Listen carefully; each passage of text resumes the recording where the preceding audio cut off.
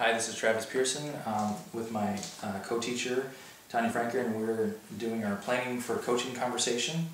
And Tanya, I'd just like to start off by saying how enjoyable it was to be in your classroom, to see the kids interacting with each other and all on different tasks and doing different things. I thought your classroom management was excellent. I liked how the kids, when they came into the room, they knew what they were doing. They were quiet, they were all engaged. You were working with different students at different times to either catch them up or move them further ahead, or whatever it was at the time, to make sure that all kids are learning. I felt that your classroom was very successful for the time that they were in there. Granted, I was only in there for a short period of time, but I felt that everything went really smooth. There were no transitions.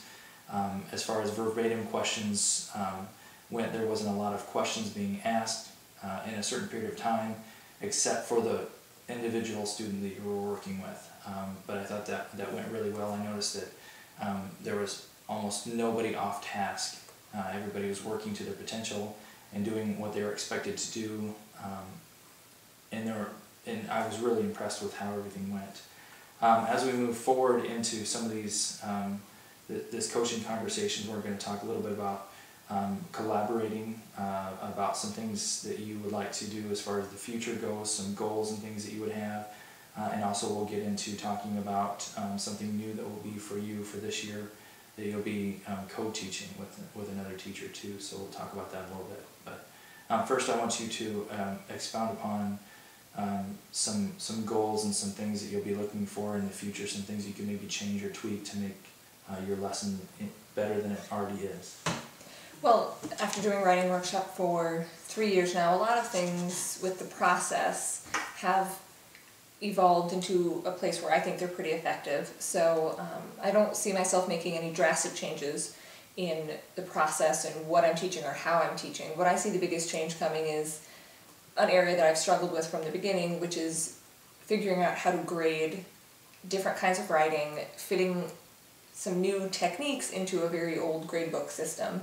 So one of the things that I've been going through some training for now is standard-based grading, and our school's actually focusing more on standard-based grading in math, but there are some obvious connections that can be made, and I think for English it can be, I don't want to say easier, it's going to be different implementing it for math, because in math they have a lot more standards and benchmarks, but they're a lot more specific, and in English there are fewer, but they are much broader, more general, and harder to measure.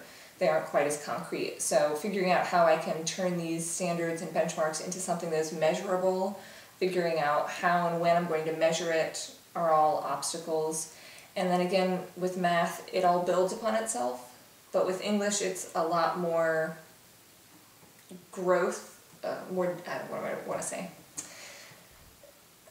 Everything could be happening at the same time. Sure. So trying to figure out how I'm going to evaluate what standards are being met across a whole year, because one student could meet the standard in August and another one, just because of the way writing workshop works, doesn't write their research paper until January, hence doesn't meet some of the standards or benchmarks until January. Sure. So trying to figure out how to fit standard-based grading into our gradebook and into writing workshop is definitely going to be a struggle, but in the end I think it's going to be a more effective way to evaluate their writing. Okay. Do you think, so getting rid of the A, B, C, D grades and going more towards a 1, 2, 3, and 4, or maybe a 1, 2, 3, 4, 5, depending on how it's viewed, what you think will be more effective in the future for planning and for learning more than anything else? Well, I think more than anything else it's seeing which standards and benchmarks are being met and which aren't. More than, I think in math, it's more how well are you meeting each standard and benchmark, and in English I think it's going to be more of how many are you meeting at a certain point rather than how well you're meeting each one. Because in September you may have only covered, you personally as a student may have only met 2 of the standards, but you're meeting them really well, whereas another student could be meeting 10 of the standards, but only so-so. But both are examples of growth. One student's just growing more across the board slowly, and someone else is more focused but growing more rapidly. So I think figuring out how to even translate it into a 1, 2, 3, 4, or is it just 1 point per each time you meet the standard, and so is it only out of 2? That part I haven't figured out yet. Okay. So, well, as an evaluator or as an administrator, how can somebody help you maybe with this planning process? I know it's going to be a struggle and it's going to be frustrating, but without allowing any slippage, or you constantly want the kids to learn and to go forward. How can these goals be implemented without some of that happening, and how can you utilize other people to help you with some of those things? Well, I think when it comes to administration, having the support of the administrators in accepting that I'm going to find areas that don't work as well at first. That it's me trying to figure it out as I go. I don't have anyone else to model it off of in the school. Mm-hmm. So having the administration support me when parents are confused, and understand that I'm not trying to make things more difficult in communication with parents, but it's different, and parents aren't used to seeing grades like this. They're used to the grades that they got when they were in school. Also, at a recent meeting, the principal and I talked for about 45 minutes specifically about English and having someone to bounce ideas off of and get feedback. I wish maybe he had known a little bit more about what I do in my classroom right now, because it would help that conversation. But even so, just having an open conversation about what's important, what we need to try to focus on, bouncing ideas back and forth about, well, maybe I could try it like this. Oh, well, have you thought about this aspect?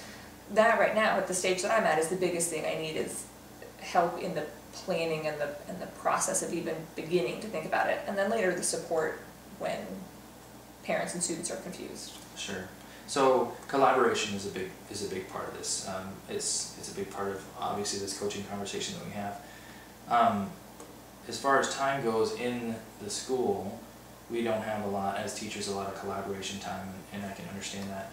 How much more successful do you think you could be as a teacher and as students be as students if you had that time to what is working for you, what is not working for you, even though you're going to be a writing teacher and the math teacher is going to be a math teacher? How will that collaboration help to make the same students more successful? Well, I think otherwise if we're not collaborating, we're all reinventing the wheel. Because yes, I'm math and you're science, and I'm English and he's math and you're science, but still there's some of the same problems are going to arise. Some of the fitting it into the grade book and communicating with parents. And so if we can all be on the same page and help each other, then I can't say to you, here's how you should make it work for science, but I can say, that kind of sounds familiar to a problem I've had in English, here's what I did about it, here's why it didn't work, or here's how it kind of worked, and then help each other avoid some of just repeating the same mistakes over and over again. Okay. So these goals that you're setting forth as far as your grading system is going in the 21st century learning in the Iowa core, all of these things are being, I don't want to say pushed upon us, but they're here. And it's a new way of doing things, it's a new way of looking at things. What is your timeline for implementing this? Are you going to try to just jump in with both feet and do it all this year? Or a little bit, or what do you think you're going to do? Well, my goal is to be ready to start with the 8th grade at the beginning of the year. Okay. And my goal, starting with the 8th grade, is because that's the class that I'll be co-teaching. Okay.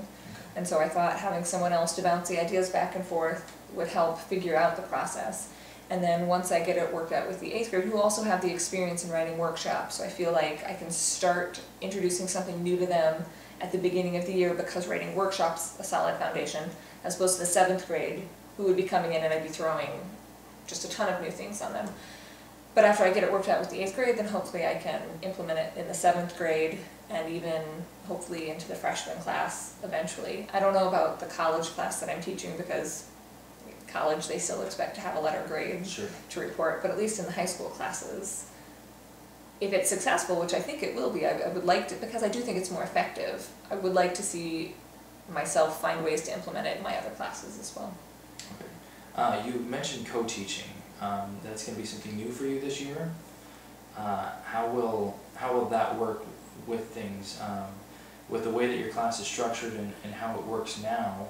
Will there be a role for somebody else in the class, or will it be more of like a facilitator that will be walking around while you're doing your thing, or will you tag team and do the same thing at the same time? Good question. We haven't really figured out how it's going to work. My fear is that it would become tag team teaching, which really isn't co-teaching. That's Sure. just, I'm going to take a break and you teach for a little while, and I don't think that's the most effective use of two educators in the room at the same time. But my class does run very smoothly, and we have the process and the system set up, so I think it's going to take a lot of discussion between the teacher and I from the beginning about how are we going to incorporate this with two teachers.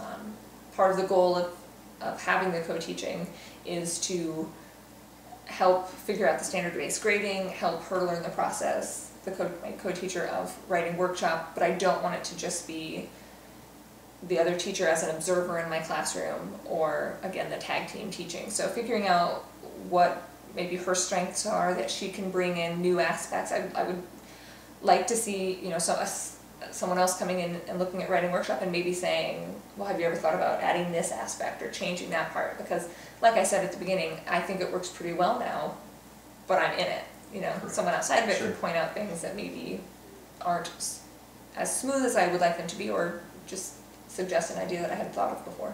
Yeah, I agree. Sometimes two more eyes will definitely be effective. That'll give you hopefully more collaboration time too, of somebody else seeing things and implementing different things. This teacher that will be working with you has been doing it for a long time. So hopefully she'll learn some things, you'll learn some things, and collaboratively you guys will work together to implement all these, not necessarily different lessons, but different strategies and styles of what you can do to help all these learners be successful. I think that this is definitely going to be a good thing. I'll be interested to see, to follow up with you on some of these things to see how your class goes from here on out. With the 8th grade, you have 2 sections of 8th grade, so it'll be 2 different classes that you'll be teaching for 49 minutes apiece, give or take, depending on the day. I think it'll be a smooth transition. I'll be excited to collaborate with you on some of these things to go further with our 21st century learning and understanding and the standards base. I too will be working with some of those things, so hopefully as a team, as a middle school team, we can work together to get some of these things figured out. But overall, I think that you did an amazing job. Your lessons are smooth and successful, and I know talking to the students, some group and some individual, that they're enjoying your class and they're having a good time, my daughter included. So I really appreciate everything you do for our school, and I'll be looking forward to being in contact with you in the future to go over some more of these things. If there's anything that we can do as far as evaluators or administration, those type of things, to help you in the future, other than just planning times and more collaboration or whatever we can do with professional development, let us know. Actually, I'm glad you bring that up with professional development, because I've been in professional development for the past couple of days at a local community college, and I would like to see our school find some professional development to come in and specifically address some of the issues that the school is proposing, like with standard-based grading, because it's very frustrating when you go to professional development like I've been at, and it's presenting more of the antiquated, traditional approaches to teaching that we're hearing now aren't as effective. I've been going to professional development about teaching this composition class for college level that I'm going to be teaching, and what I'm hearing other teachers who have already taught it presenting is the same kinds of things that I turned away from when I started doing writing workshop, because I felt like they weren't effective and because I felt like they weren't motivating the students. And so then I hear them talking about the same struggles that I faced, but not willing to maybe try a different approach. So as a future administrator, finding professional development that's actually effective, I think it's a struggle, but I think it's something that really needs to be focused on, because when schools present new things that they want us to do and then don't provide the examples in the professional development, that's, I think, what makes a lot of teachers turn away from standard-based grading or writing workshop or whatever it is, because they don't really know how they're supposed to implement it, and it just starts to feel like another hoop that we're supposed to jump through just for the sake of jumping through the hoop, as opposed to actually being more effective in the classroom. Sure. I agree, and we're no different as students, really. We have to know and understand why we're doing something, and I recently too went through some professional development and had different schools that were around, and we were able to discuss for periods of time that will help myself be a better teacher for those reasons. I think collaboration, planning time, talking, discussing with other people, maybe that we do or don't know, and picking their brain for a while will totally help us be more successful and better learners. So I appreciate those comments. Like I said again, appreciate what you do for our school and help us out. As we go through this whole process, we'll be checking up on you again to see if there's anything that you need from us or that we need from you to help out. We'll be walking around and doing our just observations, of course, in the future. But again, thank you very much for allowing me to come to your house and finish up this interview. So thank you. Not a problem. All right.